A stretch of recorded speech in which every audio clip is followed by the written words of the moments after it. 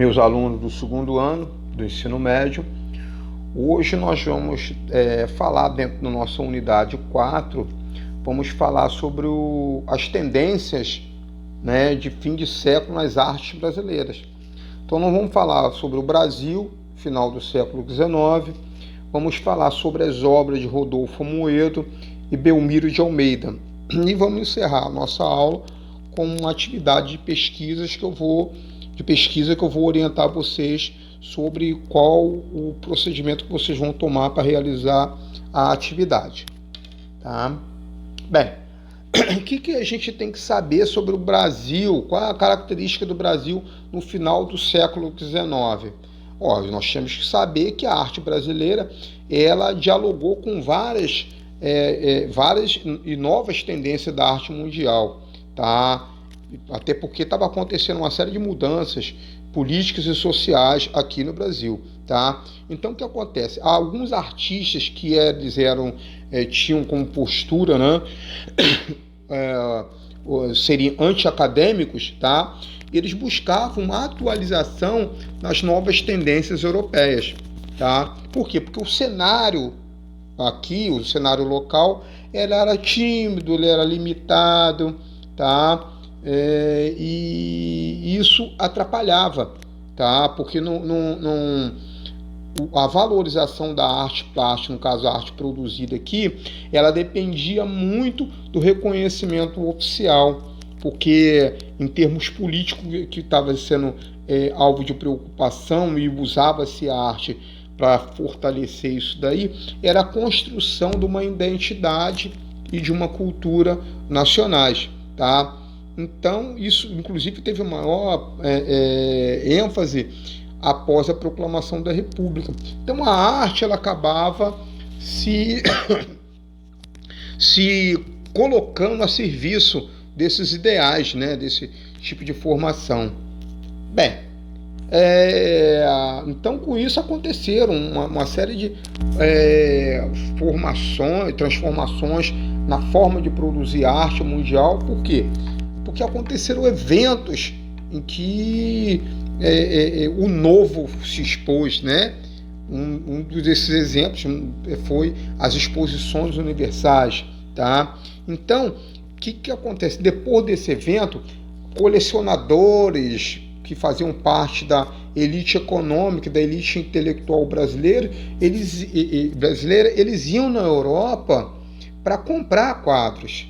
E chegava aqui, esses quadros passavam a ser motivo de comentários. Então os artistas brasileiros tomaram conhecimento de que a arte brasileira estava sendo preterida pela arte europeia, porque lá já estava um outro tipo de produção, né? Então o que acontece? Alguns artistas brasileiros, tá, que tinham por hábito viajar para a Europa, seja para aperfeiçoamento, seja para expor, eles viram que o que estava em voga, o que estava em vigor, né, na Europa, era a arte simbolista, a estética simbolista. Então, eles permitiram que a arte brasileira passasse por algum tipo de influência. Tá? Então, os grandes nomes da arte brasileira desse período, eles se aliaram a esse comportamento inovador europeu e começaram a praticar a arte dele dentro dessa nova forma. Tá?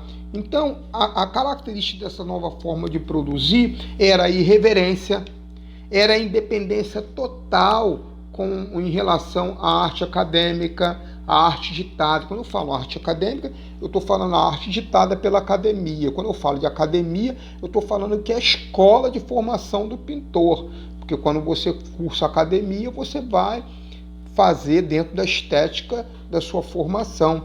Tá? E o que estava acontecendo, o pessoal já estava não se prendendo mais a isso. Tá? Eu tenho que acrescentar para vocês que a arte brasileira ela não se libertou totalmente da arte acadêmica, tá? Ela teve alguns nuances de formação, tá? Então, a estética no final do século XIX, tá? que entrou em vigor foi a estética simbolista. Então nós tivemos várias novidades formais, novidades estéticas, que passaram a caracterizar a obra de vários artistas brasileiros nas últimas décadas do século XIX. E a gente pode citar alguns exemplos de artistas que se permitiram, né, esse tipo de mudança em sua obra, como, por exemplo, Rodolfo Amoedo, o Belmiro de Almeida, Antônio Parreiras, esses pintores, né? E escultores, Rodolfo Bernadelli, Cândido de Almeida Reis e o Décio Vilares, tá? Bem, o Rodolfo Amoedo, ele fez uma obra chamada Estudo de Mulher, é um nu, tá? Essa obra foi exposta em 1884, causou um rebuliço, um verdadeiro escândalo na sociedade da época, né? E depois dessa obra ocorreu uma alteração na temática da arte brasileira, que até então seguia aqueles temas, né? O indianismo, o quadro do índio romântico, aquela coisa toda, ou o quadro histórico, né? E passou a retratar a vida concreta das cidades, as novidades e também a ousadia. Vamos ver então o estudo de mulher, né? É um nu, como eu falei para vocês. Geralmente esses quadros eles são feitos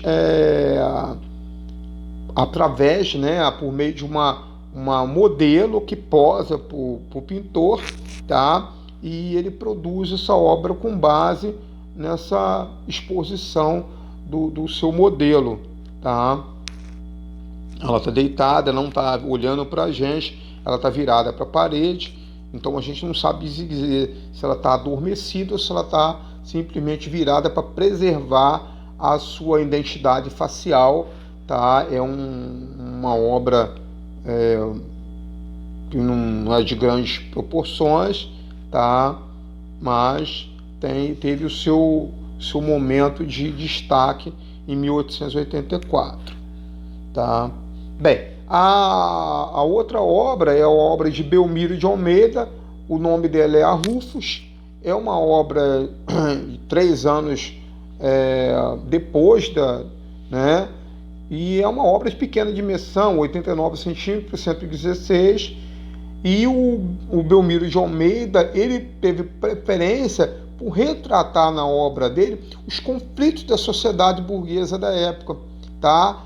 E, em especial, ele gostava de representar a dinâmica familiar, o papel da mulher na virada do século, tá? E as obras dele foram consideradas um divisor de águas na cultura figurativa brasileira, tá? Bem, aqui a gente vê a obra, né?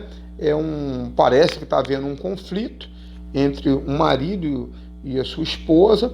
Ela está ali lamentando ou chorando por alguma coisa que a aflige, e o que não está sendo suficiente para sensibilizar o seu companheiro, né? E esse tipo de temática povoou muito a obra, tá? Desse artista que a gente está vendo. Bem, para terminar a nossa aula, eu vou pedir a vocês para realizarem a atividade, tá? Vocês vão fazer uma pesquisa na internet, tá? E vão escrever no caderno de vocês. Eu vou fazer a correção aqui na próxima aula, a verificação. A obra Estudo de Mulher, de Rodolfo Amoedo, e A Rufus, de Belmiro de Almeida, essas obras, qual é a destinação dessas obras? Aonde elas estão? Tem algum museu? Tem alguma coleção particular? Foram destruídas? Qual a destinação dessas obras? Então vocês vão fazer esse relato no caderno, e eu vou fazer também uma pesquisa, tá? E vou retratar aqui para vocês, tá? Nós vamos cruzar nossas informações para a gente chegar a um consenso, né? Então nossa aula fica por aqui. Por hoje é só, e um abraço para vocês.